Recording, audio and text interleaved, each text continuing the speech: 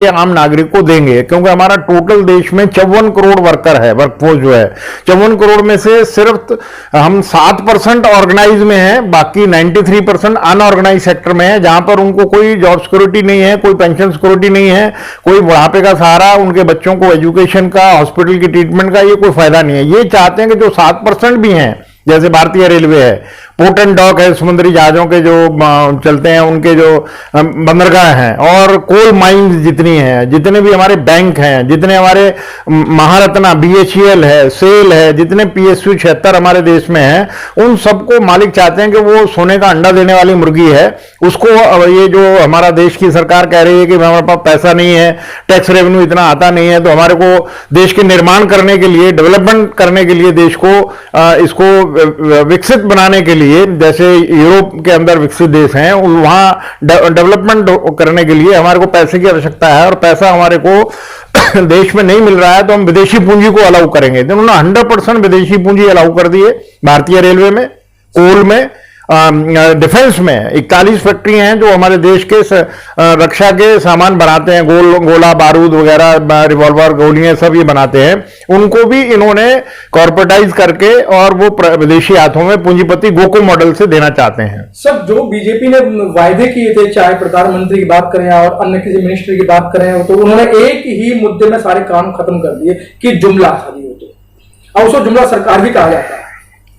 ये तो देखिए, अब हमारे राजनीति के अंदर ये गिरावट इसको बोलते हैं, नहीं तो अदरवाइज जो देश के राजनेता हैं, जो सरकार बनाने के अंदर जनता जिसको बनाकर भेजती है, ये उसका एक विश्वास के ऊपर देश चलता है, और अगर वो चुनी हुई जनता के द्वारा, गणतंत्र देश है हमारा, उनके वोटों से चुनी हुई सरकार जो वायदे करके उनसे वोट मांगे और उसके बाद पावर में आने के बाद अपने सारे वायदों से मुकर जाए, तो ये ब्रीच ऑफ ट्रस्ट है। अगर आप आपस का विश्वास जनता का और राजा का टूट जाएगा, तो वो राजा ज्यादा देर टिकता नहीं है, वो राजा जो है बदनाम हो जाता है, और वो उसको गद्दी छोड़नी पड़ती है। तो इसलिए जो इन्होंने वायदे हमारे साथ किए थे कि देश के अंदर जो बेरोजगारी बढ़ रही है, लोगों के पास 2 टाइम का खाना खाने को नहीं है, उनकी रोज की दिहाड़ी जो है वो मुश्किल से 150 रुपए से भी ज्यादा नहीं है, तो उनके रहने की जगह, उनके बच्चों को पढ़ाने की जगह, उनको कपड़े पहनने की बात है, उन्होंने लड़कियों की शादी करनी है, लड़कों की शादी करनी है, बीमारी में इलाज कराना है, ये उनके पास कहां से आएगा पैसा? ये गवर्नमेंट, इलेक्टेड गवर्नमेंट की रिस्पॉन्सिबिलिटी है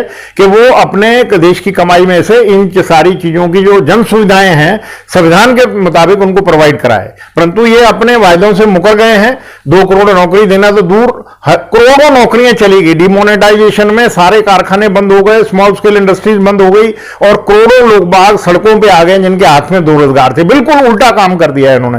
सर, सबका साथ सबका विकास वाली बात करते थे, वो तो बिल्कुल ही खत्म हो चुकी है, लेकिन सब देखने में ये आ रहा है कि ट्रेन हमारी, पटरी हमारी, स्टेशन हमारे, और उसमें कर्मचारी भी, ड्राइवर और गार्ड वो हमारे सरकार के, उसके बावजूद भी सर जो उसकी कमाई होगी उसको निजीकरण करने जा रहे हैं। ये बहुत ही मतलब कि ऐसा सरकार ने ये सोचा है, डिसीजन लिया है, मैं समझता हूं देश के हित में नहीं है कि देश की प्रॉपर्टी जो कि देश के आजादी के बाद देश के कामगारों ने अपने खून और पसीने से बनाई है, ये नेशनल एसेट्स हैं, ये देश की संपत्ति है। देश की संपत्ति को हम विदेशी पूंजी को या हमारे देश की पूंजी को या जिनसे हमारा अच्छा लिहाज है उनको लूट दे दें, अगर लूट की छूट दे दें तो ये इससे देश बर्बाद हो जाएगा और हम फिर धरातल में चले जाएंगे। वो आप सही कह रहे हैं कि जो पटरियां हैं वो सरकारी आम पब्लिक के पैसे से बनी है, सिग्नल जो है नए लेटेस्ट सिग्नल है वो देश की जनता के पैसे से बने हैं, सरकारी कर्मचारियों ने बनाए हैं,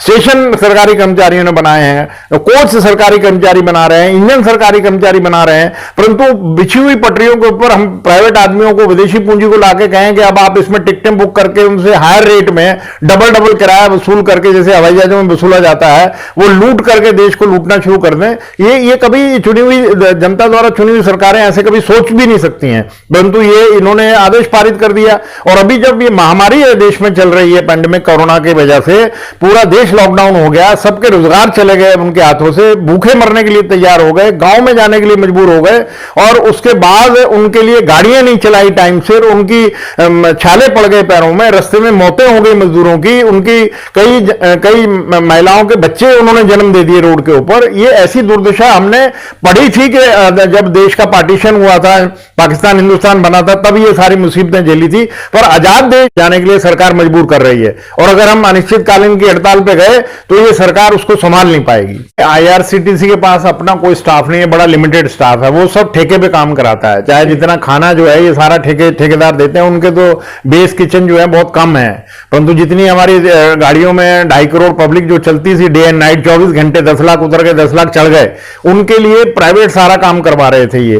तो अभी तो फिलहाल ये सारा कुछ ही बेचने जा रहे हैं। उसके अंदर चेकिंग स्टाफ भी बाहर का होगा, उसका गाड़ी के अंदर खाना बाहर का होगा, सफाई वाला बाहर का होगा, बेडरोल बाहर का आदमी सफाई करेगा। वो सरकारी ट्रैक के ऊपर सरकारी संपत्ति उसमें लगी है। इंजन रेलवे का होगा, ड्राइवर रेलवे का होगा, गार्ड रेलवे का होगा, स्टेशन मास्टर रेलवे का होगा। पैसा कमा के दूसरी विदेशी पूंजी ले जाएगी उसको कमा के। ये बहुत ही देश के विरुद्ध ये फैसला है। ये उसकी जिम्मेवारी तो ये कहेंगे प्राइवेट हमने दे रखी थी, परंतु प्राइवेट नहीं है, वो सरकार की जिम्मेवारी है। और देश का एक भी नागरिक की अगर कहीं पर मौत होती है तो वो उसकी जिम्मेवार गवर्नमेंट होती है। तो इसलिए जो अभी हमारे देश के अंदर सारे मजदूर संगठन, जो 10 मजदूर संगठन है, वो एक मंच पर हैं। और अभी जो बीएमएस है वो भी हमारे साथ आ रहा है। तो अभी हम सरकार को बातचीत के जरिए चाह रहे हैं कि हमें बुलाएं, हमारे से बात करें, पर सरकार हमें बुला नहीं रही है, बात नहीं कर रही है, सुनना नहीं चाहती है कि जैसे वर्कर भूखों मर रहे हैं, नौकरियां चली गई हैं, जॉब सिक्योरिटी नहीं है, अब वो गांव चले गए हैं, फैक्ट्रियां खाली पड़ी हैं। तो इस लिहाज से अभी हमारी पहले हमने 2 दिन की हड़ताल की थी, अभी कोल को बेचने जा रहे हैं, और अभी 18 को फिर 1 दिन की हड़ताल होगी। और डिफेंस के अंदर जो 41 फैक्ट्रियों को बेचने जा रहे हैं, अनिश्चितकालीन की हड़ताल पर 2.5 लाख वर्कर जाने वाला है।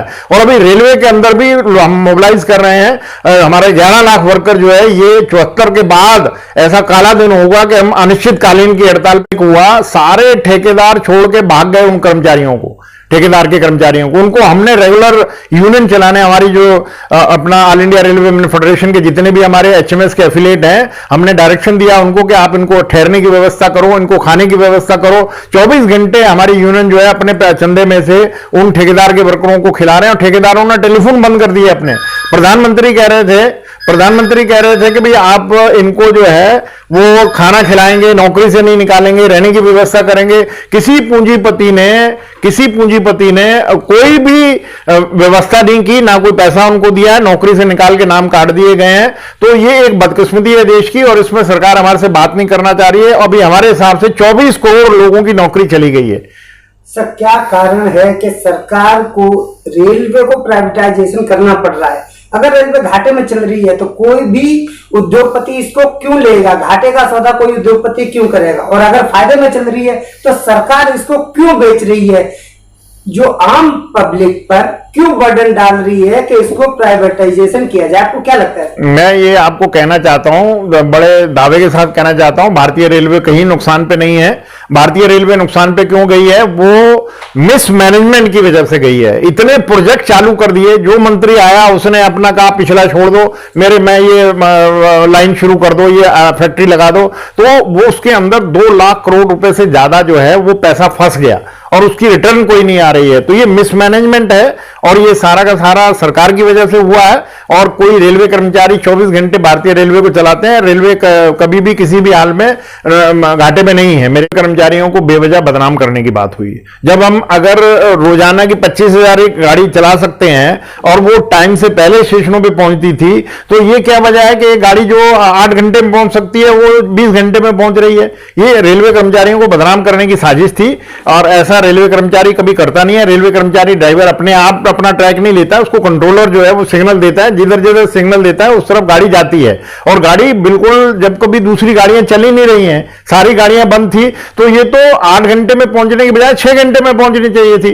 वो एक मिसमैनेजमेंट हुआ है, वो जानबूझ के रेलवे कर्मचारियों को बदनाम करने की बात हुई है। मैं दावे से कह सकता हूं, मैंने पहले भी ऐसी स्टेटमेंटें दी हैं कि अगर देश की सरकार, प्रधानमंत्री ये भी घोषणा करते कि हम 2 दिन के बाद लॉकआउट करेंगे, जिसने जहां पर जाना है हम ये गाड़ियां फ्री चला रहे हैं, ये गाड़ियां किसी की बाबा की नहीं है, ये किसी की पर्सनल बाप की प्रॉपर्टी नहीं है, ये देश की जनता की प्रॉपर्टी है। इनको फ्री चलाते हैं उसको, ये करें 85% हम दे रहे हैं, 15% जो है वो अपना स्टेट देंगे, इसका क्या मतलब? देश का आपने लॉकडाउन करने जा रहे हैं, आप 2 दिन में भारतीय रेलवे के कर्मचारी इनको इनके गांव तक पहुंचाने का काम करते, कोई ना मरता, ना कोई कहीं पर अशांति फैलती, ना कोई एजिटेशन होता, ना डेमोन्स्ट्रेशन होता, परंतु ये एक बहुत बड़ी साजिश के तहत ये सारा काम किया गया है। सर अभी देखने में आया कि 4th क्लास के कर्मचारी या वैसे जो कर्मचारियों को निकालने का काम किया जा रहा है, लेकिन जो सर जो अपर क्लास के जो अफसर हैं उनको बराबर दर्जा दिया जा रहा है, उनकी पोस्टिंग अच्छी जगह की जा रही है, तो इस सब क्या कारण है? वो सरकार अपनी मजदूर विरोधी नीतियों को ऑफिसरों के थ्रू ही लागू करवाते हैं, और अगर वो ऑफिसरों को नहीं अपने गुड बुक्स पे रखेंगे तो उनकी नीतियां लागू नहीं होंगी, और वर्कर जो है वो समझते हैं कि ये तो इसका कोई माई बाप नहीं है, और सरकार ही अगर उसका दुश्मन बन जाएगी, अगर बाड़ी खेत को खाना शुरू कर देगी तो खेत को बचाएगा कौन? तो इसलिए सरकार को इसका हर्जाना बहुत भुगतना पड़ेगा। अगर वो चाहते हैं कि देश के 54 करोड़ जो वर्कर है वो लावारिस है, उसका कोई माई बाप नहीं है, उसको सरकार अपने जिस मर्जी डंडे से हाँक ले, ये अभी तो हाँक लेंगे पावर में, परंतु इसका हर्जाना इनको आने वाले कई समय तक उसका भुगतान करना पड़ेगा। सर जिस तरीके से इस समय पूरे ही देश के अंदर अफरा तफरी मच रही है, और सर हिंद मजदूर महासभा पहले से ही मजदूरों की लड़ाई लड़ती आ रही है और लड़ रही है, सर अगला कदम क्या होगा आपका? अभी हमारा कदम यही है कि हम देश के तमाम जितने भी मजदूर संगठन हैं उनको हम एक मंच पे ले आए हैं। अभी कोले के अंदर 3 दिन की हड़ताल 5 बड़े संगठनों ने, हिंद मजदूर सभा और उनके दूसरे संगठन है हमारे, मिलकर 100% हड़ताल पहली दफा इतनी हुई है 3 दिन की। आज तक कोल में 3 दिन की हड़ताल नहीं हुई। डिफेंस वाले अनिश्चितकालीन की हड़ताल पे गए थे, 5 दिन कंप्लीट 41 फैक्ट्रियां बंद पड़ी थी। और अभी रेलवे, हम नहीं चाह रहे हैं कि भाई हम रेलवे को भी बंद कर दें, क्योंकि अल्टीमेटली देश बर्बाद होता है, तो हम नहीं चाहते कि देश के अंदर बर्बादी हो, परंतु अगर मजदूरों के गले में अंगूठा देकर हमारा सांस ही रोकने का काम सरकार करेगी तो फिर हम तो किसी को अंगूठा नहीं रखने देंगे गर्दन के ऊपर। फिर हमारे पास रेलवे को सारे देश के कोल हुआ, रेल हुआ, बैंक हुआ, पावर सेक्टर हुआ, रोडवेज हुआ, एयरलाइन हुआ, अब एयर इंडिया को बेचने के लिए लगा दिया, LIC को बेचने के लिए लगा दिया, सारा देश ही बेचने पर ये लगे हुए हैं। तो ये सरकार का सपना रह जाएगा, इसको पूरा नहीं होने देंगे, और ये देश को हम बचाने की हमारी ड्यूटी है। देश को आजाद कराने के लिए हमारे पूर्वजों ने कुर्बानियां की हैं, अपनी जान को नौछावर किया है, फंदा फांसी का गले में लिया है, हम इतने आसानी से इनको देश को बर्बाद नहीं करने देंगे।